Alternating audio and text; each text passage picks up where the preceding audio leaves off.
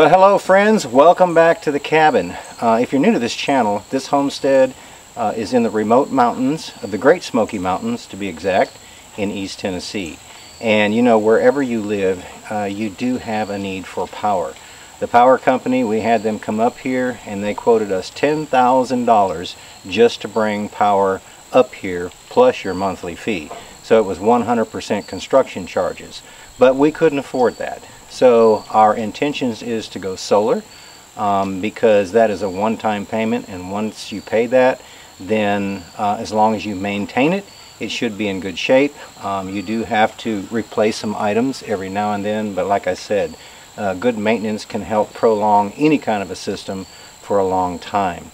So the need, even off-grid up here, to be able to build and to do things just like these power tools, which I have a lot of battery-operated tools, but I have a complete set of power tools like this to be able to build. I'm currently working on a timber frame barn, workshop slash sawmill. I have built an outdoor compost hobbit-style toilet. I have built an off-grid timber frame cabin. This unit actually houses the sawmill that we will turn into a woodshed slash storage unit. I built a really nice outdoor kitchen. We've built a communication tower so that we could get up above the trees to get a signal not only for our satellite but also for our cellular phone gain device. We have built a smokehouse used for curing meat. I still have to put the metal on it, but it's almost complete. This is our chicken and turkey pen. Up here we have a hog pen and many other projects and plans for the future. You know, living off grid, you certainly need the power, especially at night when it's dark and you don't have any lights. Now I have candles, I have kerosene lanterns, and I have means to be able to light the cabin in the event of an emergency, but to be able to turn on a light means a world of difference, you know, to be able to have television, to be able to run my computers and my hard drives and charging all my batteries for video editing and things like that so that I can bring you along in the process. You know, there's just a countless number of things that you need power for. And this is where the need for a battery operated system like this comes in handy. I would like to thank VANPOWERS for sponsoring this video. They were kind enough to send us their Super Power Pro. Now let me tell you, this thing is absolutely crazy. Now you all well know that I have other systems, but this has become my favorite system. I think that, you know, when they're outputting and they're reading whatever is plugged into them, they all manage to read something a little bit different. Now I keep this in primarily in the entertainment room where I power my big screen TV and my Blu-ray.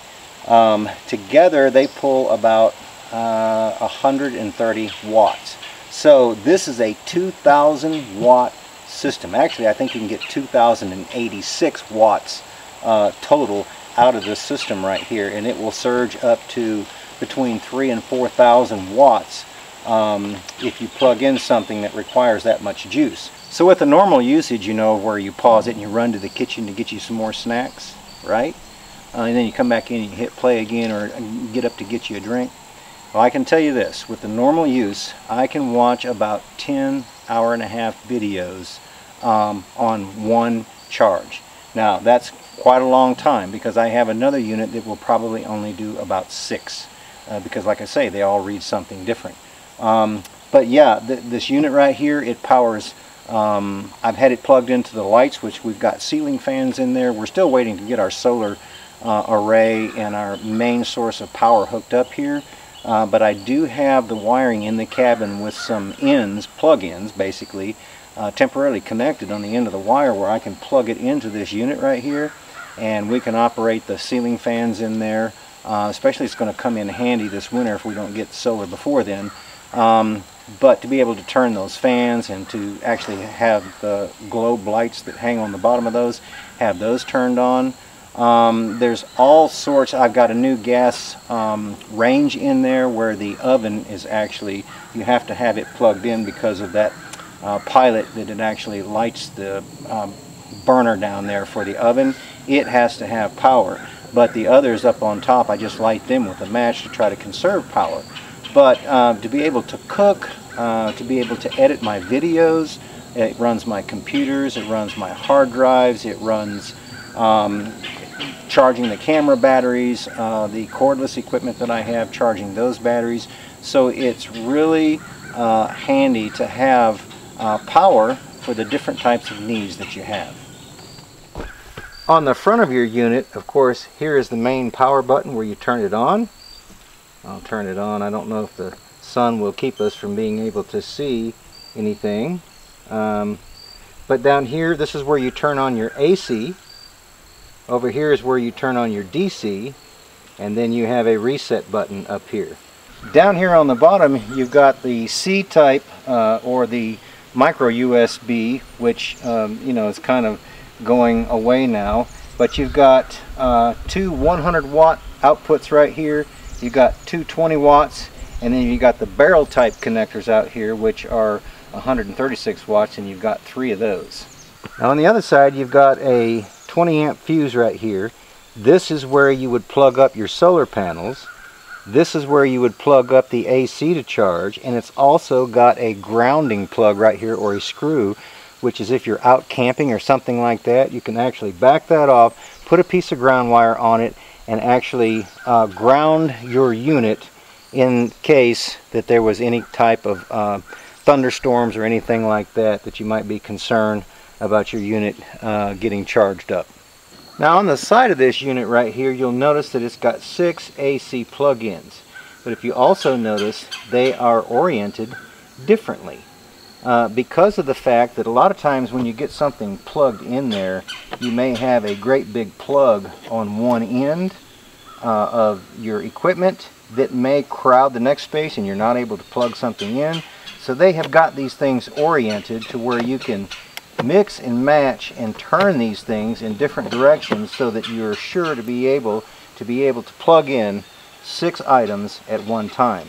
Also down here on the bottom, you actually have a 12-volt DC output, which is basically the cigarette lighter type if you've got any of that type of equipment. Alright guys, the other thing that they sent us was 3 200-watt solar panels. I've got 2 of them hooked up now. I could probably turn it a little bit more to be able to get more direct sunlight. But anyway, what I was going to show you is I didn't hook up the 3rd one so that I could bring this up here and show this to you. They have really got a really nice pouch that it goes in, and we'll undo it here so that I can open it up and show you. This is what it looks like right here, and it's got some really nice features right here. This is actually elastic, but you just press that thing right there and this one will pop out, and so does that one. And then it basically opens up, and then the stands are on the back side. Now on the front there is a pouch that basically holds the wires. They're already connected on that one end. You just have to connect the 2 up to your unit on the other end. So with those 2 hooked up now without redirecting it to the sunlight, I've got 2 of them daisy chained, and I've got it plugged into the solar portion on the side. And if I hit this button, I am inputting 295 watts. So I think the efficiency is somewhere around, or you know what the actual panels put in, I think is about 80%, something like that. Kind of like my other units. But with the 3rd one hooked up, you know, there is the possibility to put in 450, 500 watts at one time. And yeah, I mean, it's really easy to hook up. Basically everything is just kind of like color coded. The only difference was when you daisy chain 2 of these together, you basically take one, and you'll see opposite colors right there, because you still have to have a red and a black on the other end to be able to hook up to the cord that actually goes to the unit itself. And I can also say this, that the other solar panels that I have are not built nearly as sturdy as those right there. Those are very rigid, and they should last a long time, plus the fact that the case that it goes in is very nice. And like I said, on the back side of that, it's got that little zipper pocket that actually holds that other cord. So you've only got one cord basically to keep up with, and that's the other end that you plug the to so that you can plug it into your unit over there. The other thing that I wanted to show you right here, I've got the unit on, so I'm going to press the AC portion right here where you can actually see. It says that I have 75% left. I have basically 999 minutes, but that's going to change when you plug something in there. So based on how many watts that it's drawing, this will tell you how much time that you have left. On this side over here is your input. So if you're plugged into power or solar, this is where you would read how many watts you're inputting, and then of course how many watts you've got on the output. And like I said earlier, my units all measure something different. So this one is going to do the same thing, but it will tell you how many watts that your output is right there. Here you've got a reset button, then over here you've got DC where you can turn it on, and you will see it pop up down here. Also, one other feature, you see this 4G flashing over here? Now with that 4G program that this unit has, it's actually a locating device. If somebody was to pick this up and take it somewhere and turn it on, then that locator will start working, just like your app does on your phone where it says, where's my phone, or something like that, and it will actually display on a map, okay, where this thing is located, and you can actually go and find it. You know, another really amazing feature that this thing has, check this out. Oh yeah, look at that. Check that out. Is that not crazy?